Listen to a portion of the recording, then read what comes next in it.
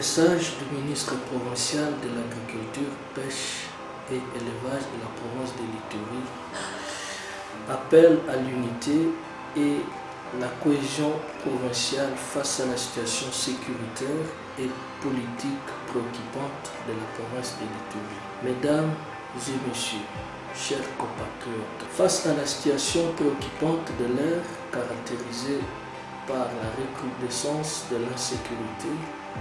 la crainte des conséquences de la motion de censure contre le gouvernement provincial de l'Ituri et le sacrifice suprême de nos vaillants militaires qui versent leur sang au front pour la restauration de l'autorité de l'État en province de l'Ituri, aucun compatriote digne et passionné pour la province de l'Ituri ne peut se taire. Au regard des souffrances qu'endure la population, les politiques de l'Ituri, les militaires ainsi que leurs familles respectives, j'exprime mes compassions les plus émues et ma détermination, mon engagement inconditionnel à tous ceux qui, par des messages, des actions et des pensées contribuent au rétablissement de paix, de l'unité et de la cohésion sociale en province de l'Ituri dans la sincérité, gage de tout progrès. C'est ici l'occasion pour moi de dénoncer et condamner tous les actes de violence, de provocation, de manipulation, d'instrumentalisation, de messages de haine, d'intoxication, de victimisation ciblée en outrance qui sapent les efforts consentis par le gouvernement de la République et provinciale de l'Ituri et qui en réalité, depuis mi-décembre 2017, ne nous avance à rien, mais plutôt ouvre les voies aux stratagèmes des ennemis visibles et invisibles de l'Ituri, ainsi que les tireurs de ficelles pour exécuter leurs plans pervers dont les conséquences sont visibles. Mesdames et messieurs, les actes de terreur, de désolation, de violence créés par les ennemis de la province de l'Ituri, dont les groupes armés, les groupes d'autodéfense et des politiques à mal de positionnement visent à soumettre notre province de l'Ituri à l'ingouvernabilité et aux conséquences humanitaires et économiques tristes, entre autres des incendies de villages, des tueries, des pillages de biens de première nécessité, des petits et gros bétails, des blessés, des destructions méchantes des infrastructures sanitaires, scolaires, la rareté des produits de première nécessité sur le marché, l'augmentation des prix des produits de première nécessité, sans oublier des mouvements intensifs de déplacés internes dont la statistique estimée s'élève à plus d'1 million d'âmes, essentiellement constituées de familles qui vivent des activités agro-pastorales et halieutiques. Et c'est afin qu'un jour, ces souffrances amènent la population à se soulever contre l'autorité légalement établie. Mesdames et messieurs, il est temps que nous puissions barrer la route par des mécanismes pacifiques et légaux contre nos ennemis communs qui insécurisent nos champs, nos mines, nos pâturages, notre lac, bref, l'économie provinciale, et qui visent également à déstabiliser nos institutions politiques et fragiliser l'administration publique et la cohésion provinciale par des actes de manifestation hostiles, des sabotages contre le pouvoir établi, des barricades de routes d'intérêt national, provincial et des dessertes agricoles, d'appel à l'incivisme fiscal, des actes de division de notre province dans sa diversité culturelle et politique, en opposant les uns contre les autres, afin que demain, notre avenir et celui de nos enfants soient sombres. Mais au finish, n'oublions pas que le plan final de l'ennemi est de nous faire fuir de nos zones d'activité quotidiennes respectives,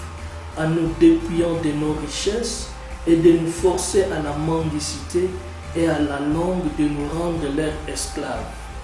Lèvons-nous et agissons dans l'unité face à nos ennemis. Mesdames et messieurs,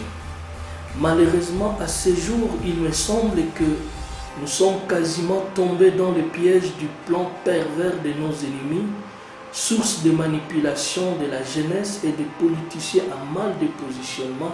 et d'acharnement politique contre les institutions politiques de la province, dont la première cible est le gouvernement provincial. De ce qui précède, pour barrer la route à nos ennemis communs, je fais la mienne la pensée de David Van Rysbroek qui dit « Vivre en paix n'est pas nécessairement vivre sans conflit, mais avec non-conflit. C'est vivre de telle manière que nos conflits se résolvent ou au moins se régulent et deviennent gérables sans qu'ils entraînent de la violence, de la haine ou la guerre. Par conséquent, nous devons repartir à zéro chacun en ce qui les concerne, en termes de l'unité d'action, des pensées et des discours dans la vérité sans hypocrisie, dans la tolérance sans acharnement, dans l'amour sans haine, dans le pardon sans vengeance, pour faire de l'Ituri un havre de la paix, gage de développement, résumé dans la vision du gouvernement provincial de l'Ituri, faire de l'Ituri une petite Suisse. Dépassons nos conflits d'intérêts nébuleux, entre autres de positionnement politique, mais plaçons le bien-être de notre population en priorité. À conséquence, que la première institution de la province, au-delà de leur mission de contrôle, des sanctions,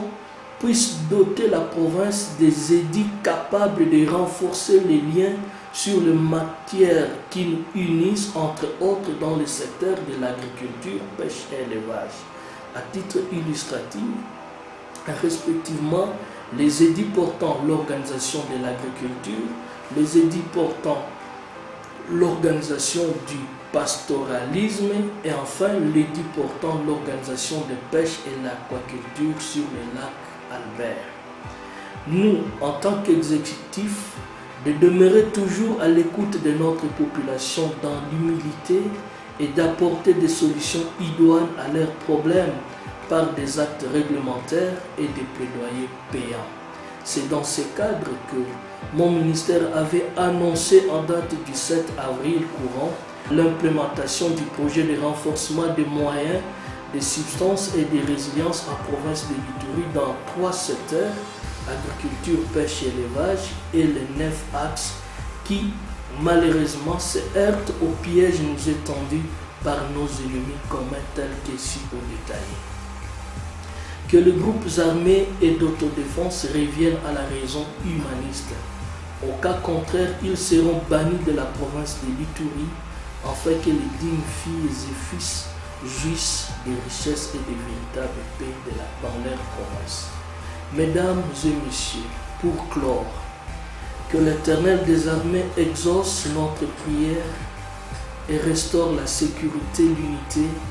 et la cohésion au sein de la province de l'Ituri. Car à ces jours, Ituri, nous sommes devenus un sujet d'opprobre en face du monde politique, socio-économique. Nos richesses profitent aux étrangers inconnus. Nous buvons notre eau à prix d'argent. Nous payons notre bois, notre café, notre cacao, notre maïs. Nous tendons nos mains vers les partenaires étrangers pour manger, pour se faire soigner, voire pour se vêtir. Nous cherchons notre pain au péril de notre vie.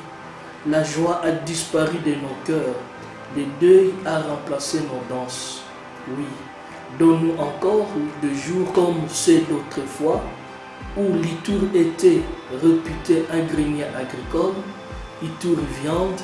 Itour qui avait des poissons en quantité et en qualité. Oui, c'est encore possible dans l'unité, dans la cohésion des filles et fils de l'Ituri. Je vous remercie.